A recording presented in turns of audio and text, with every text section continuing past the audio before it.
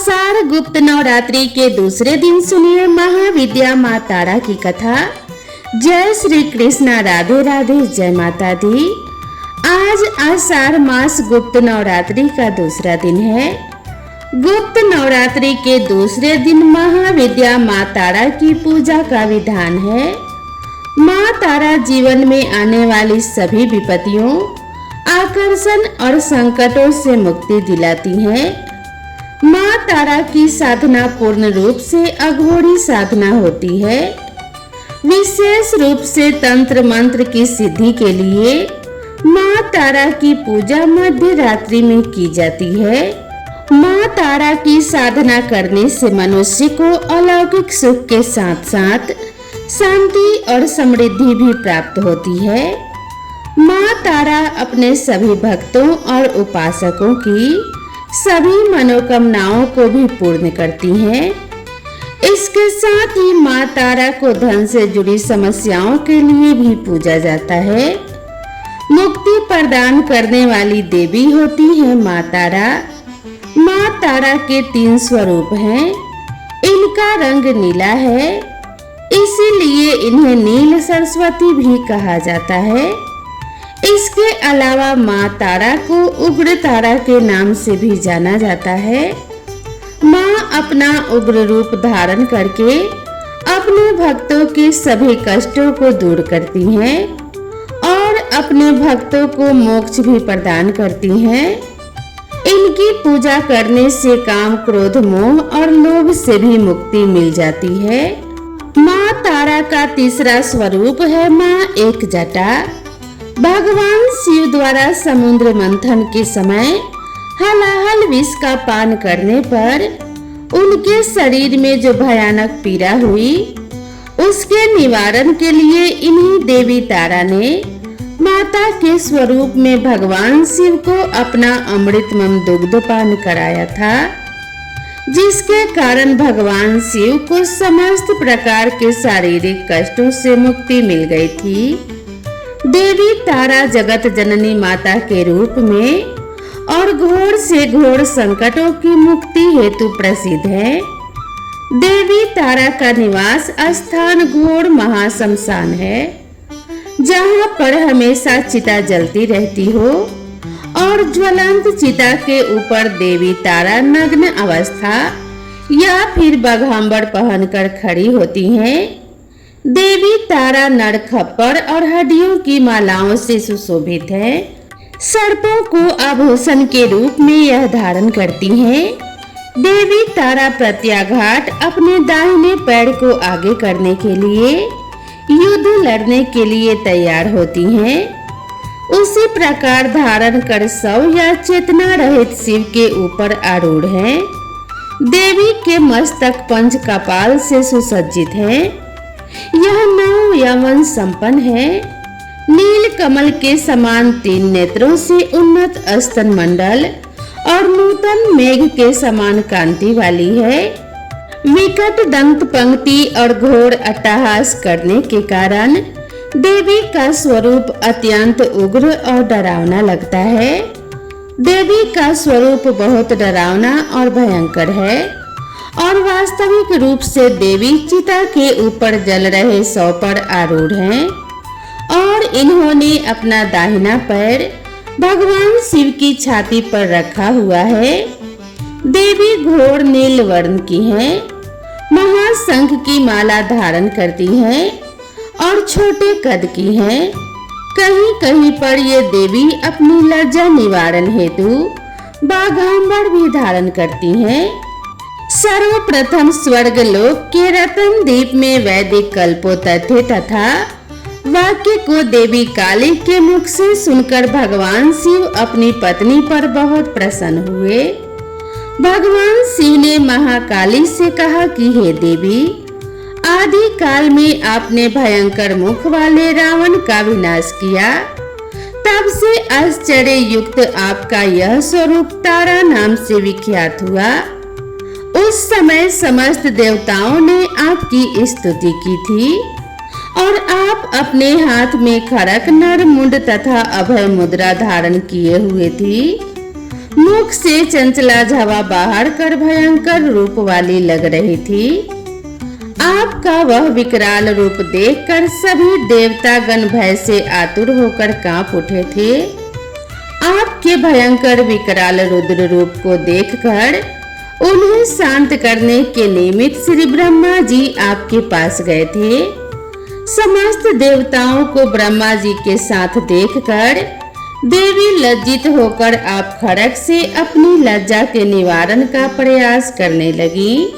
रावण वध के समय आप अपने रुद्र रूप के कारण नग्न हो गई थी और स्वयं ब्रह्मा जी ने आपकी लज्जा के निवारण हेतु आपको व्याघ्र चरम प्रदान किया था।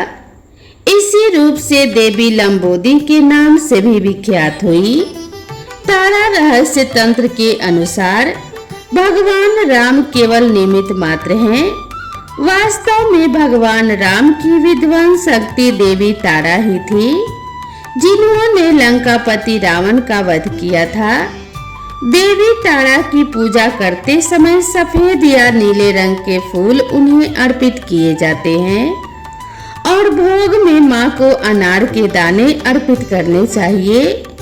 जिन लोगों के शत्रु या विरोधी उन्हें अक्सर परेशान करते हैं या उनकी वजह से मानसिक तनाव रहता है, ऐसे लोगों को गुप्त नवरात्रि के दूसरे दिन मां तारा का ध्यान करके अपनी जो भी समस्याएं हैं, अपनी परेशानियों के निवारण हेतु मां से प्रार्थना करनी चाहिए। मां अपने ऐसे भक्तों की समस्याएं दूर करके उन्हें शत्रु और विरोधियों से दूर करती हैं। उनके शत्रु और विरोधी मां तारा की कृपा से शांत हो जाते हैं। माना जाता है कि मां तारा की कृपा से समस्त ग्रहों को भी शांत किया जा सकता है। मां तारा की भक्ति भाव से पूजा करने से किस्मत बदल जाती है, साथ ही धन की भी प्राप्ति हो सकती है। इसके लिए आज के दिन आपको अपने घर में अपनी माता का सम्मान करना चाहिए। हो सके तो माता को प्रिय वस्तुएं उपहार में देनी चाहिए। उनकी पसंद का भोजन उन्हें बनाकर खिलाना चाहिए। तो सब प्रेम से बोलिए भगवती तारा माता की जय। अब आइए सुनते हैं देवी तारा की सच्ची कथा। पश्चिम बंगाल के एक गांव में वामाचरण नाम के बालक का जन्म हुआ। बालक के जन्म के कुछ समय बाद उसके पिता का देहांत हो गया। माता भी गरीब थी, इसीलिए बच्चों के पालन पोषण की समस्या आई और उन्हें मामा के पास भेज दिया गया। मामा तारापीठ के पास के गांव में रहते थे। जैसा कि आमतौर पर अनाथ बच्चों के साथ होता है, दोनों बच्चों के साथ बहुत अच्छा व्यवहार नहीं हुआ। धीरे धीरे वामाचरण की रुचि साधु संगति की तरफ होने लगी। गांव के मसान में आने वाले बाबाओं की संगत में रहते हुए वामाचरण में भी देवी की प्रति रुझान बढ़ने लगा।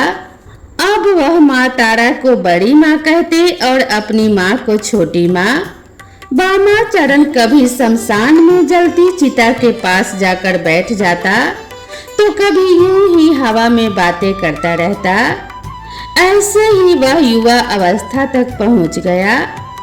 उनकी हरकतों की वजह से उनका नाम वामाचरण से वामा खेपा पड़ चुका था। खेपा का मतलब होता है पागल, यानी गांव वाले उसको आधा पागल समझते थे। उसके नाम के साथ उन्होंने पागल उपनाम जोड़ दिया था। वे यह नहीं जानते थे कि वस्तुतः कितनी उच्च कोटि का महामानव उनके साथ है। ऐसे ही कुछ समय बीता और एक दिन ऐसा आया जिस दिन भाद्रपद मास के शुक्ल पक्ष की तृतीया तिथि थी और मंगलवार का दिन था। भगवती तारा की सिद्धि का परम सिद्धि मुहूर्त रात का समय था। वामा खेपा जलती हुई चिता के बगल में शमशान में बैठा हुआ था। तभी नीले आकाश से ज्योति फूट पड़ी और और चारों तरफ प्रकाश ही प्रकाश फैल गया। उसी प्रकाश में वामाचरण को माँ तारा के दर्शन हुए। कमर में बाघ की खाल पहने हुए, एक हाथ में कैंची लिए, एक हाथ में खोपड़ी लिए, एक हाथ में नीले कमल का पुष्प लिए, एक हाथ में खड्ग लिए हुए, महावर लगे सुंदर पैरों में पायल पहने तथा खुले हुए कमर तक बिखरे केश से युक्त परम ब्रह्मांड की स्वामिनी, सौंदर्य की प्रतिमूर्ति, नीलवर्णी, मंद मंद मुस्काती माँ तारा वामाखेपा के सामने खड़ी थी। वामाखेपा उस भव्य और सुंदर देवी को देखकर खुशी से भर गए। माता ने उसके सर पर हाथ फेरा और वामाखेपा वहीं समाधिस्थ हो गए। 3 दिन और 3 रात उसी समाधि की अवस्था में वो शमशान में रहे। 3 दिन के बाद उन्हें होश आया और होश आते ही वह माँ माँ चिल्लाते हुए इधर उधर दौड़ने लगे। अब गांव वालों को पूरा यकीन हो गया कि वामाखेपा पूरा पागल हो गया है। वामा की यह स्थिति महीने भर रही। कुछ दिन बाद वहां की रानी जी को सपने में माँ भगवती तारा ने दर्शन दिए और निर्देश दिया कि मसान के पास मेरे लिए मंदिर का निर्माण करो और वामा को पुजारी बनाओ। अगले दिन से मंदिर निर्माण का कार्य प्रारंभ हो गया। कुछ ही दिनों में मंदिर बनकर तैयार हो गया और वामा को मंदिर का पुजारी बना दिया गया। वामा बेहद खुश हो गए क्योंकि उनकी बड़ी माँ अर्थात माँ तारा अब उनके साथ थी। रानी के द्वारा बनवाया मंदिर अर्थात मोटे चढ़ावे की संभावना। अब ऐसे मंदिर में एक आधे पागल को पुजारी बनाना बहुत से पंडों को रास नहीं आया। वे वामाखेपा को निपटाने का मार्ग खोजते रहते थे। वामाखेपा की हरकतें अजीब अजीब हुआ करती थी। कई बार वह दिन भर पूजा करते तो कई बार 2-3 दिन तक पूजा ही नहीं करते। कभी देवी को माला पहनाते तो कभी खुद पहन लेते। इनमें से कोई भी क्रम पंडों के हिसाब से शास्त्रीय पूजन विधि से मेल नहीं खाता था। यह बात उनको खटक रही थी। फिर एक दिन ऐसा हुआ कि प्रसाद बना और प्रसाद बनने के बाद जब मंदिर में पहुंचा तो देवी को भोग लगाने से पहले वामाचरण के मन में विचार आया कि इसे चख कर देख लो कि यह माता के खाने के लायक है या नहीं।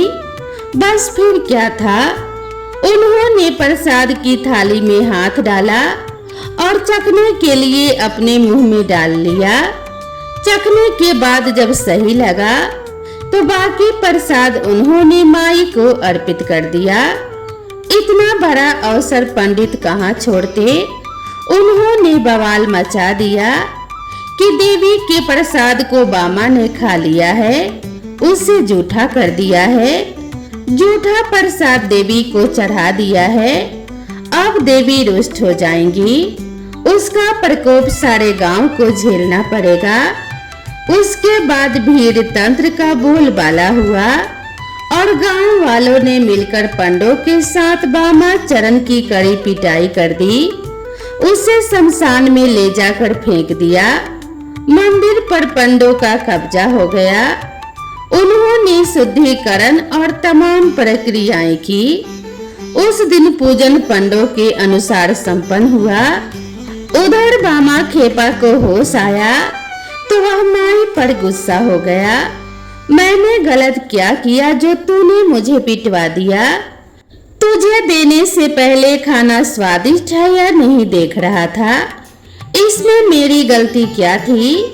मैं तो तुम्हें स्वादिष्ट भोग लगाने का प्रयास कर रहा था और चाहता था कि तुझे अच्छे स्वाद का ही प्रसाद मिले। अगर स्वाद गड़बड़ होता तो उससे फेंक कर दूसरा बनवाता, लेकिन तूने बेवजह मुझे पिटवाया। अब मैं तेरे पास नहीं आऊंगा। मसान घाट पर बैठकर बामा चरण ने माँ को सारी बातें सुना दी और वहां से उठकर जंगल की ओर चला गया। जंगल में जाकर एक गुफा में बैठ गया।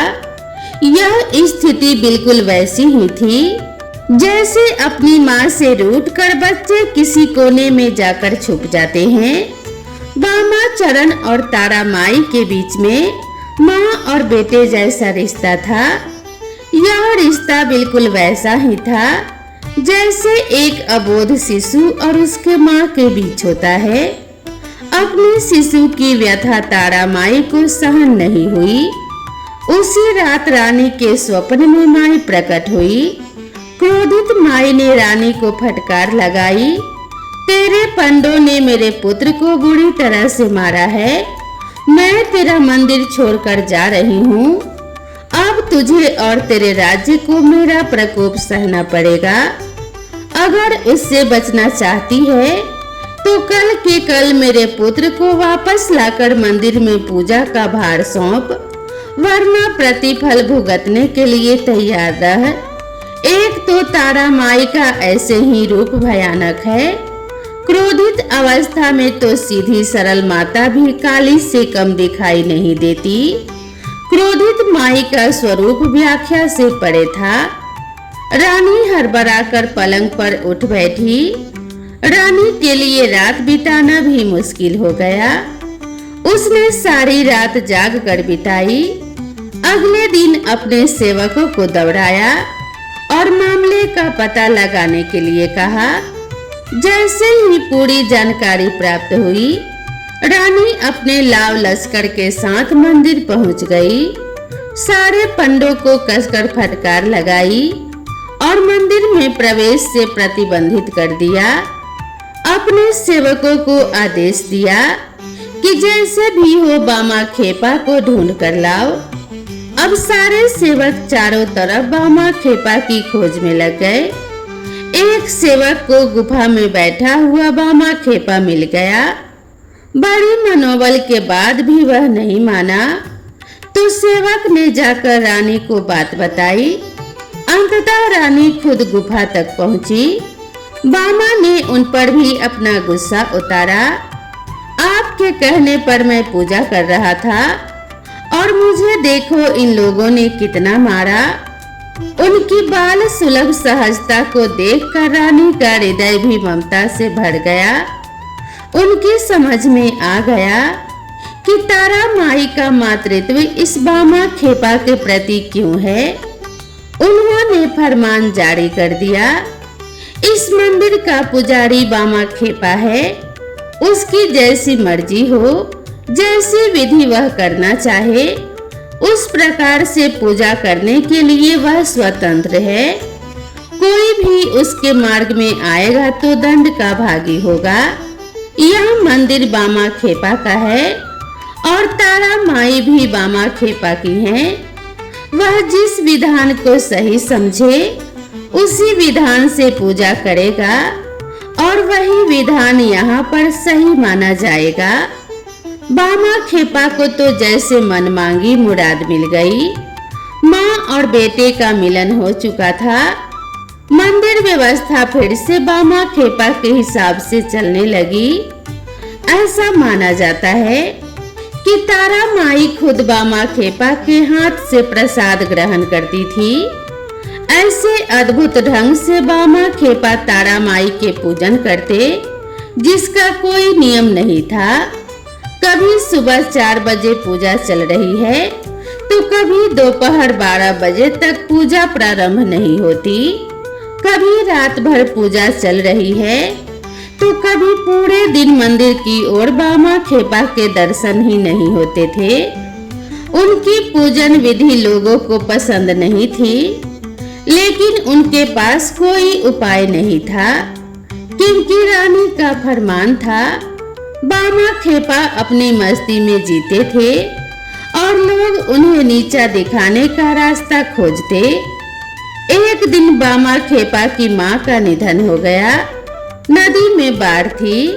नदी के उस पार गांव था। बामा जिद पर अड़ गए कि छोटी माँ का दाह संस्कार बड़ी माँ के पास वाले शमशान में किया जाएगा। गांव वाले बाढ़ वाली नदी को पार करने में जान का खतरा है, यह जानते थे, लेकिन बामा को समझाना किसी के बस की बात नहीं। नाव वाले से बाबा ने देह को नदी के पार पहुंचाने की बात की। नाव वाले ने साफ इनकार कर दिया। बाबा ने नाव देने के लिए कहा।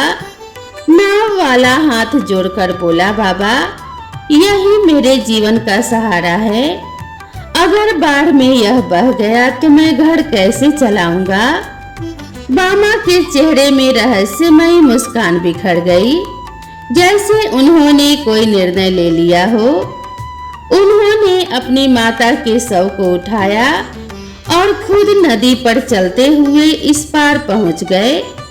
गांव वाले आंखें फाड़े उस दृश्य को देखते रह गए। बामा की इच्छा के अनुसार ही उन्होंने माई के मंदिर के पास वाले शमशान में अपने माँ का दाह संस्कार संपन्न किया। मृत्यु भोज के लिए आसपास के सारे गांव के जितने लोग हैं, सभी को निमंत्रित करने के लिए बामा खेपा ने अपने घर के लोगों और आसपास के लोगों को कहा। सब इसे बामा खेपा का पागलपन समझकर शांत रहे। जिसके पास 2 वक्त की रोटी का पता नहीं, वह आसपास के 20 गांव को खाना कैसे खिलाएगा। यह उनके लिए कल्पना से भी परे की बात थी। जब कोई भी निमंत्रण देने जाने को तैयार नहीं हुआ तो बामा खेपा अकेले निकल पड़े। उन्होंने आसपास के 20 गांव में हर किसी को मृत्यु भोज के लिए आमंत्रित कर लिया। सारे गांव वाले यह देखने के लिए तारापीठ पहुंचने लगे कि देखा जाए यह पगला किस प्रकार से इतने सारे लोगों को मृत्यु भोज कराता है। गांव वालों की आंखें उस समय फटी की फटी रह गई, जब सुबह से बैलगाड़ियों में भर भर कर अनाज, सब्जी आदि तारापीठ की तरफ आने लगी। बैलगाड़ियों का पूरा एक काफिला मंदिर के पास पहुंच गया। अनाज और सब्जियों का ढेर लग गया। जो लोग आए थे उन्होंने खाना बनाना भी प्रारंभ कर दिया। दोपहर होते होते सुस्वादु भोजन की गंध से पूरा इलाका महक रहा था। प्रकृति भी अपना परीक्षण कब छोड़ती है। आसमान में बादल छाने लगे। प्रकृति ने भी उग्र रूप धारण कर लिया। बिजली कड़कने लगी, हवाएं चलने लगी और जोरदार बारिश के आसार नजर आने लगे। बामा खेपा अपनी जगह से उठे और जिस जगह पर श्राद्ध भोजन होना था उस पूरे जगह को बांस के डंडे से एक घेरे बनाकर घेर दिया।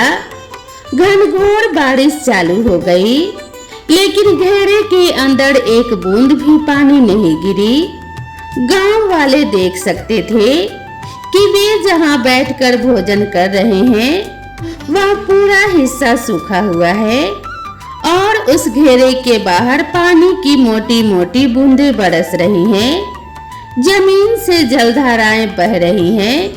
वह पूरा इलाका जिसमें भोज का आयोजन था पूरी तरह से सूखा हुआ था। 20 गांव से आए हुए सभी लोगों ने छक्कर भोजन किया। हर कोई तृप्त हो गया। अब बारी थी वापस अपने अपने गांव जाने को।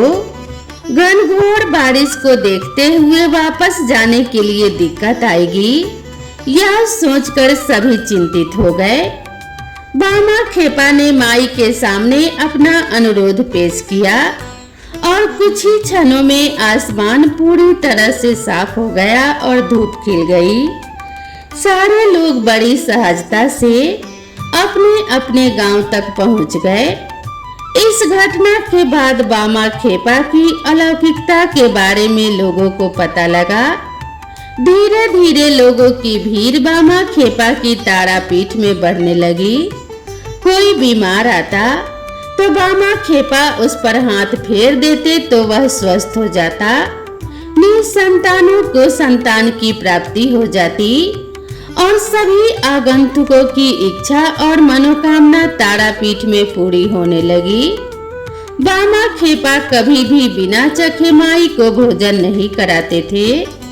माई स्वयं अपने हाथ से उन्हें भोजन खिलाती थी और उनके हाथों से भोजन ग्रहण करती थी। ऐसे अद्भुत महामानव बामा खेपा अपने अंत समय में माई की प्रतिमा में लीन हो गए। आज भी तारापीठ में माँ तारा के भोग से पहले भक्त बामा खेपा को भोग लगाया जाता है। तो एक बार प्रेम से बोलिए माँ तारा की जय, तारापीठ मंदिर की जय। तो दोस्तों, आप सभी को यह कथा कैसी लगी कृपया कमेंट करके जरूर बताएं। वीडियो पसंद आई हो तो ऐसे ही कथाओं और कहानियों के लिए मेरे चैनल से जुड़े रहें। तो मिलते हैं इसी तरह की नई कथा और नई कहानी के साथ। तब तक के लिए राधे राधे।